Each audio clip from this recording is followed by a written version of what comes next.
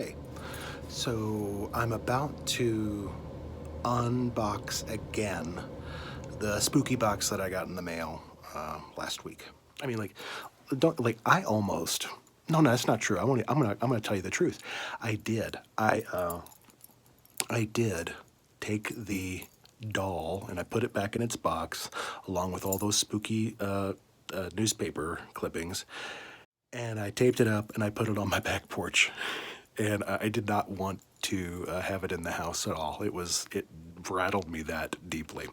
But I began to think about what I hope to be is a sincere and artful approach to what was created. This is definitely a work of art, and I am making the leap of faith that it is done not as an assault on me or an attempt to legitimately frighten me, but that it is an expression of art that demands closer look because, like many alternate reality game or transmedia trailheads, there may be clues in the spooky ass newspapers and perhaps even on the spooky ass doll. I don't know. But once I kind of made peace with the fact that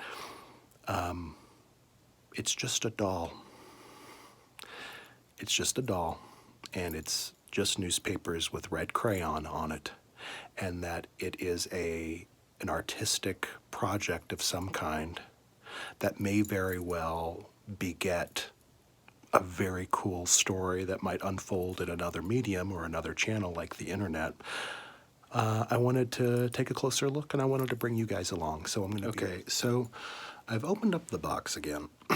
And when I opened this up a couple of days ago, I originally thought that the newspapers were probably a mock-up or a created fabrication of newspapers. I don't know if you can see this, much like you see here with this is from the Dark Knight alternate reality game from several years ago.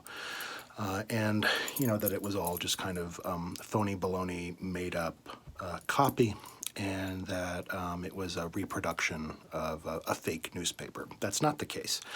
These are actual pages from a newspaper that was actually published on the pub date, and they appear to be actual. This is the real newspapers.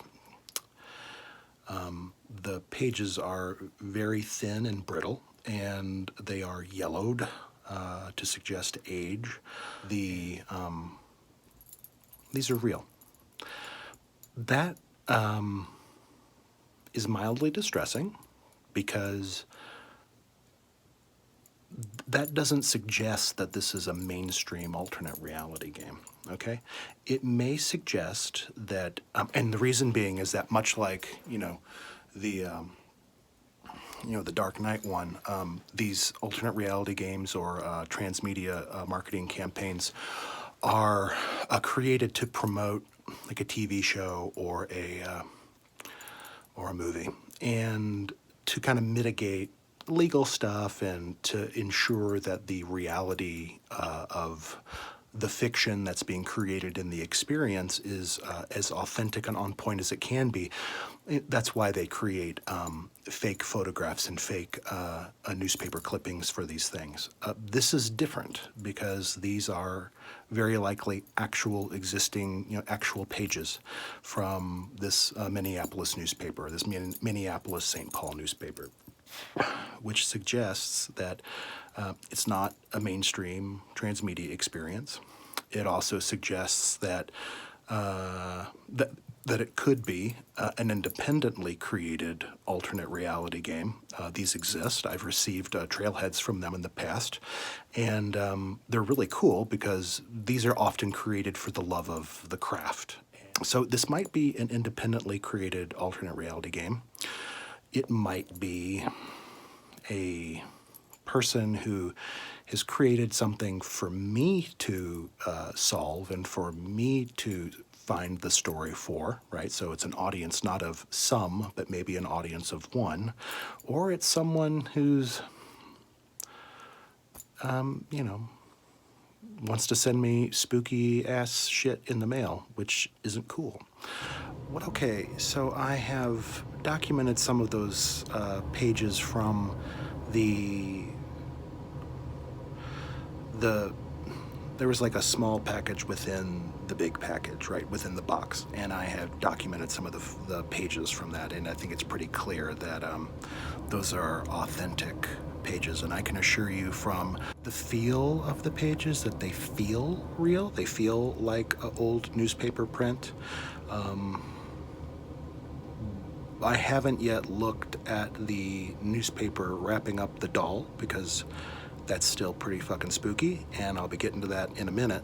But let's take a look at these pictures.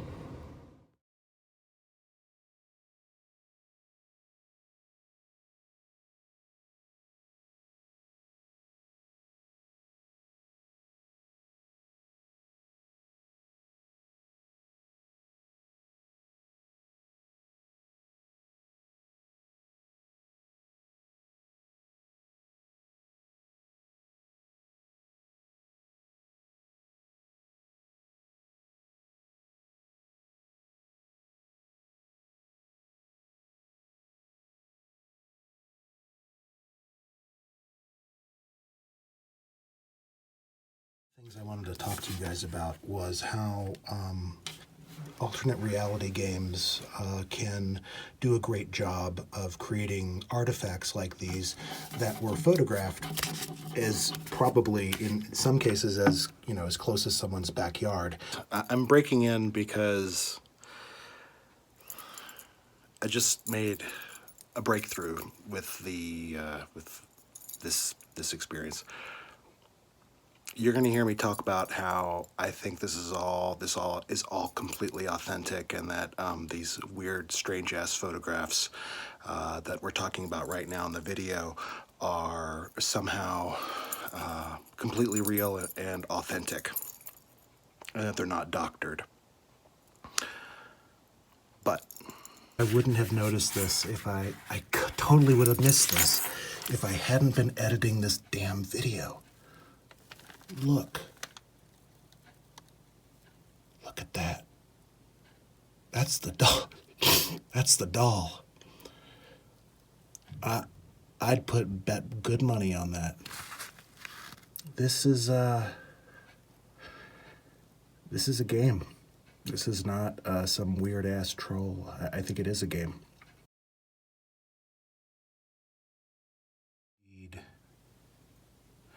Real photographs from 1938. I know that these hairline scratches are hard to see on camera. They're very clear to the human eye. And it makes me wonder if, it makes me think that they're real. Before we move on to the newspapers that cover up the spooky ass baby, I wanted to take a closer look at these postage stamps. I suspect, and maybe I'll figure out a way to include a confirmation of this in the video, maybe like in a lower third, something like that might appear at the bottom of the screen right here. I imagine that these are historically accurate stamps for 1938, which is weird. I mean, all of this is really weird. From the St. Paul Dispatch, from the same pub date, right?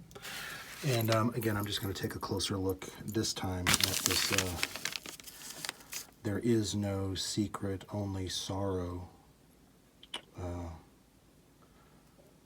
I wonder if that's now that I'm looking at this with more reasonable rational eyes, I wonder if that's a clue or there's a secret message there that needs to be deciphered. We'll see.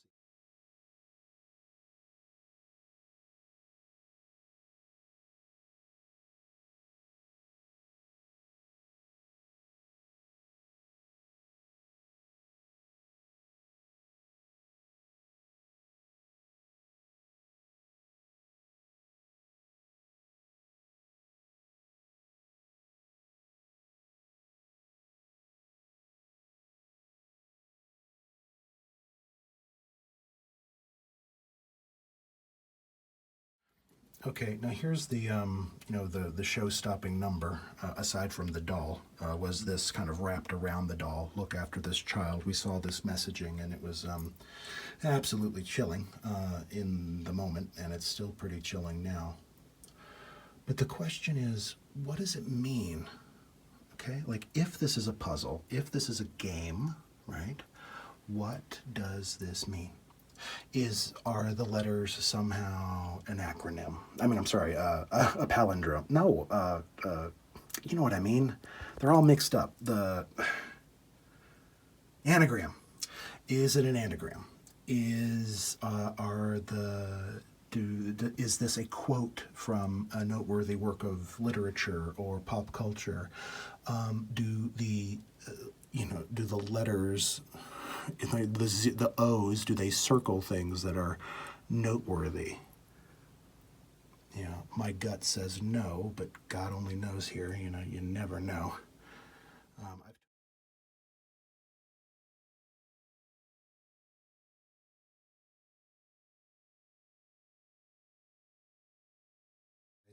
Here's Dottie the doll.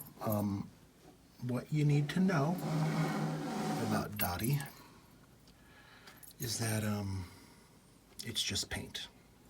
I'm telling myself that, but this was a well-loved baby doll before she became this art project. What do I mean by that? I removed Dottie's little get up here and kind of looked her over. There's no indication that she has been opened, that her little guts have been opened or anything. There's no indication that there's anything inside her. She's a baby doll. She's a baby doll, and there are certainly some ghoulish things about her. But when you try to get your head around the fact that it's just paint, right? I mean, this is some unfortunate shit. I mean, that's upsetting. She's got beautiful eyes. Can you see those pretty blue eyes? So, and there doesn't appear to be anything about Dottie other than she has an unconventional beauty. We'll just put it like that. It's funny. I think I mentioned earlier that I put her back in that box, that priority shipping box, and put it on my back. I taped it shut and put it on my back porch, and it was out in the cold. And it was weird. Now here's the thing, that maybe it's because I'm a dad now, or because I'm a weirdo softie. I don't know, but I remembered what it said in the newspaper, and it said, scratched, like, look after this kid. And I didn't have the heart. I know that sounds so bizarre, but I didn't have the heart to leave her out in the cold that night, and I didn't. I brought her down into my office down here.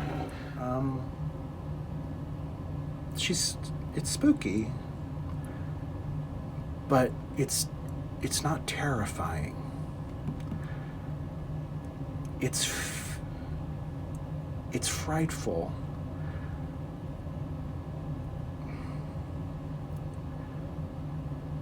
Like I kind of saw Dottie. I kind of saw this in a strange way as like where I am in my life. There are so many things I want to do with my life, and I am so afraid to do many of them. Maybe I'm afraid of failure, or maybe I'm afraid of what people will think, or maybe I'm afraid that it'll be a waste of time, or that it'll be hard. And I thought about Dottie and how I ought to revisit this and redocument this, because like this was true terror. This was a truly terrifying experience for me a couple of days ago. And I decided that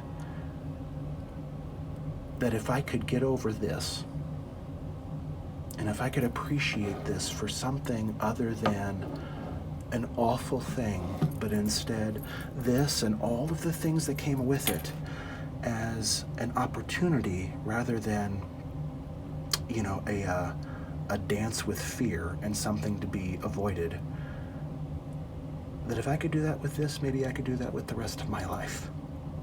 And that sounds ridiculous. I know that sounds ridiculous. But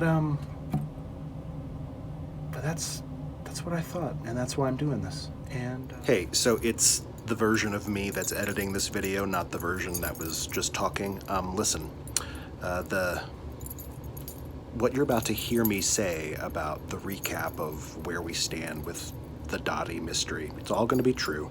I think that the only necessary information to add is that I am now convinced, based on that photograph and the close-up of the photograph that we saw not long ago, that this is a game, and that's reassuring for me, because I thought someone might have been being an unpleasant person. But now that might make things interesting for the rest of you guys as we move forward with the mystery. So what do we know about Dottie and the box? Well, we know that, firstly, the box itself hails from a home in Los Angeles. And the return address was Ray Stantz. And Ray Stantz, as we know, as I mentioned in the first video, is one of the founding members of the Ghostbusters, right? The street address, and I didn't know this at the time, but it's been later confirmed, the street address is a former address of actor Dan Aykroyd, who played Ray Stantz in the Ghostbusters movie, and what I understand will play Ray Stantz in the upcoming Ghostbusters movie that's going to be released maybe later this year. Doesn't matter. That house apparently was notoriously haunted. That Dan Aykroyd has done interviews saying that the house had been haunted, and then he'd experienced some stuff while he was living there. Okay.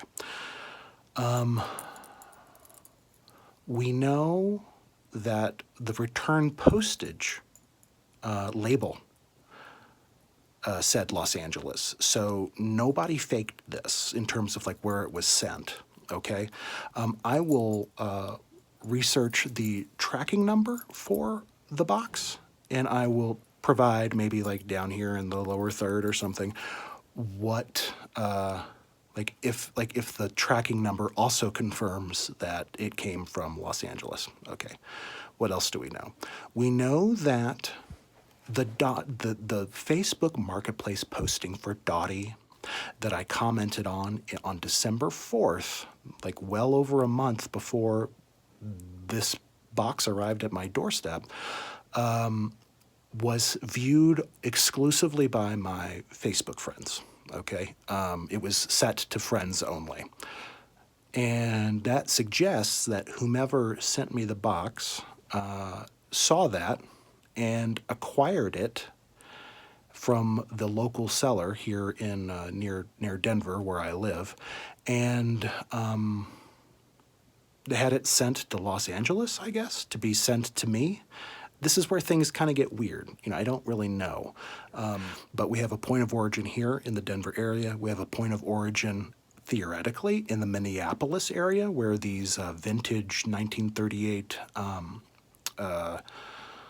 newspapers were published.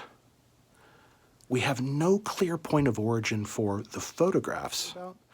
And then the other point of origin for all of this is Los Angeles, right, where the box came from. Okay, what else do we know?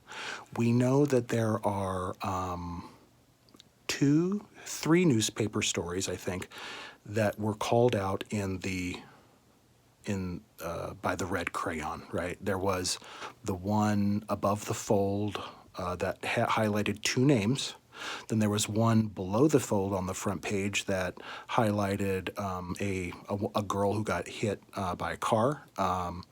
And then we've got the Bruno Mussolini face kind of highlighted on another newspaper page.